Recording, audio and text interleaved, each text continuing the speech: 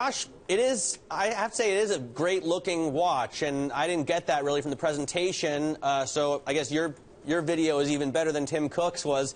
What surprised you the most about your test drive of this watch? I think one of the most surprising things was that it does a lot of what your phone does. I mean, you can make calls on it, you can send text messages on it, you can check your email on it. It's kind of like a little phone on your wrist. The instant complaint, or the instant concern, I should say, after Tim Cook's presentation was battery life. How did you experience the battery life of this watch? I mean, honestly, I thought the battery life was excellent. I forgot to mention this in the review, but I charged it every night, and I didn't think about it at all during the day. So I could go through a whole day, not pay any attention to it, and it was fine. What about the fitness suite? I mean, does it measure your heartbeat? Does it measure how long you sleep? Does it measure your steps? Yeah, it does. It doesn't do sleep, but it does all of that other stuff. And what's cool about it is that it does it in a way that's really frictionless. It'll track all of that stuff, and you can check in on it, but it doesn't force you to engage in some kind of activity.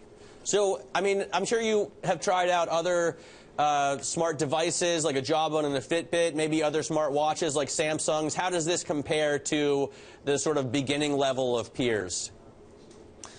I mean, this blows away other smartwatches. It's definitely the best one you can buy, the best one that's ever been on the market.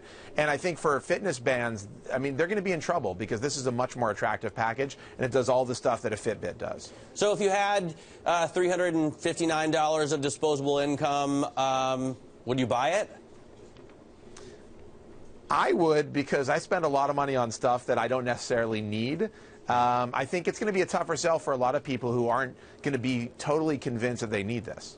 What does it do? You know, my initial thought was for at least grown adults, most people have a nice watch already. You know, an automatic timepiece, maybe something your father gave you, maybe something you got at work.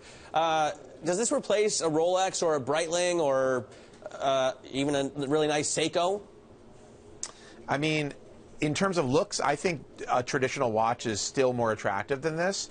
But it does this. The Apple Watch does a lot more than those watches, so it's a big trade-off. You know, do you want a beautiful timepiece that's a Swiss movement that's going to last for 100 years, or do you want cutting-edge technology that does 1,000 different things on your wrist? I mean, you really have to be able to make that distinction and decide based on those factors.